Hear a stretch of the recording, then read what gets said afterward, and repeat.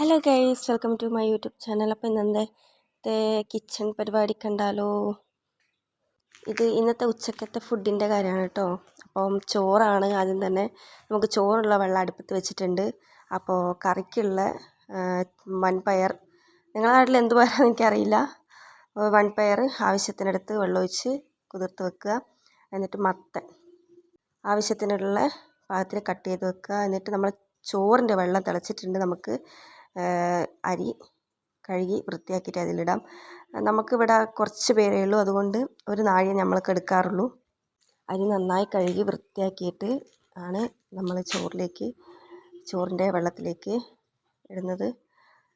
അപ്പം അത് മെല്ലെ അങ്ങനെ ആയിക്കോട്ടെ, നമുക്ക് അടുത്ത പരിപാടിയിലേക്ക് നടക്കാം. അപ്പോൾ നമ്മൾ കുമ്പളം കട്ട് ചെയ്ത് വെച്ച് വെള്ളമെല്ലാം ഒഴിച്ച് നല്ലോണം കഴുകി ക്ലീനാക്കി വെക്കാനുള്ള ഇതിലാണ്. അതിൻ്റെ ഇടയ്ക്ക് നമ്മൾ ചോറും കൂടി ശ്രദ്ധിക്കുന്നുണ്ട്. അപ്പോൾ വൻപയറും കുമ്പളം കൂടിയാണ്, കുമ്പളല്ല മത്തനും കൂടിയാണ് നമ്മൾ വേവിച്ചെടുക്കുന്നതിന് തന്നെ. അതിൽ ആവശ്യാനുസരണമുള്ള ഉപ്പും മഞ്ഞളും അതുപോലെ തന്നെ മുളകും ചപ്പും ഉള്ളിയും കട്ട് ചെയ്തിട്ട് അതിലിടുന്നുണ്ട്. എന്നിട്ട് 2 വിസിലിനാണ് വെച്ചിരിക്കുന്നത്. അധികം വെച്ച് കഴിഞ്ഞാൽ മത്തൻ ചളിയാൻ സാധ്യതയുണ്ട്. അപ്പോൾ നമ്മൾ ചോറ് വെന്തിട്ടുണ്ട്, നമുക്കത് ഈച്ച് വെക്കാം. നമ്മളിത് ഈച്ച് വെച്ചിട്ടുണ്ട്. നമ്മൾ കറിക്കുള്ള തേങ്ങ ചിരവ, എനിക്ക് ഭയങ്കര ഇഷ്ടമാണ് കേട്ടോ തേങ്ങ ചിരകാൻ. വലിയ മൂർച്ചയും കാര്യങ്ങളൊന്നും ഇല്ല, എങ്കിലും എനിക്ക് ഭയങ്കര സിമ്പിളായിട്ടാണ് ഞാൻ തേങ്ങ ചിരകുക. അപ്പോൾ അതിനുള്ള ആവശ്യാനുസരണം തേങ്ങ ചിരകുക. വൻപയറും മത്തനും മല്ലിപ്പൊടി ഇട്ടിട്ടാണ് നമ്മൾ കറി തയ്യാറാക്കുന്നത്. എനിക്ക് ഭയങ്കര ഇഷ്ടമാണ് കേട്ടോ.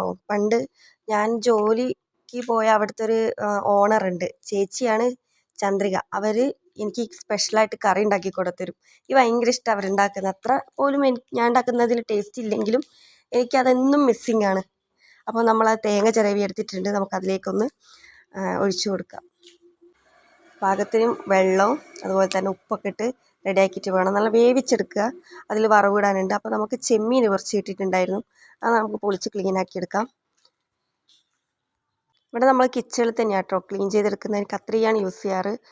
അപ്പോൾ എൻ്റേതായ രീതിയിൽ തന്നെയാണ് ചെയ്യുന്നത്. അരിവാൾ ഉപയോഗിക്കുന്നവർ അരിവാൾ, ഞാൻ കത്രികയാണ്, അല്ലെ കത്തി ഉപയോഗിക്കുന്നവരുണ്ട്. അപ്പോൾ ഇത് പൊരിക്കാൻ വേണ്ടിയിട്ട് മുളക്, മഞ്ഞൾ, കുരുമുളക് പൊടി, ഉപ്പ് ഇതൊക്കെ ചേർത്ത് മിക്സ് ചെയ്യുക. എന്നിട്ട് ഇതാ ഫ്രൈ പാൻ എടുത്ത് കുറച്ച് ഓയിലല്ല കോക്കനട്ട് ഓയിൽ വെച്ച് അത് വറുത്തെടുക്കുക. ഭയങ്കര ഇഷ്ടമാണ് ചെമ്മീൻ വറുത്തത്. അതിൽ പച്ചമുളക്, കരിയമ്പ്, കുറച്ച് സവാളയും കൂടി കട്ട് ചെയ്തിട്ടിടുക. അപ്പോൾ കുറച്ച് ചിക്കൻ ഉണ്ടായിരുന്നു, എൻ്റെ മോന് വേണ്ടിയിട്ട് മാറ്റി വെച്ചതാണ്. അവനിക്ക് വേണ്ടിയിട്ട് കുറച്ച് ചിക്കൻ പൊരിച്ച് കൊടുക്കുക. അപ്പോൾ ഇത് പറഞ്ഞ പോലെ തന്നെ ഇതിൽ ഉപ്പ്, മഞ്ഞൾ, മുളക് പൊടി, ഇതിൽ കുരുമുളക് ഇട്ടിട്ടില്ല, മോന് എരിവ് അധികം പാടില്ല, അതുകൊണ്ട് ചപ്പലിട്ട് കുറച്ച് ഇതിലാക്കി വറുത്തെടുക്കുക.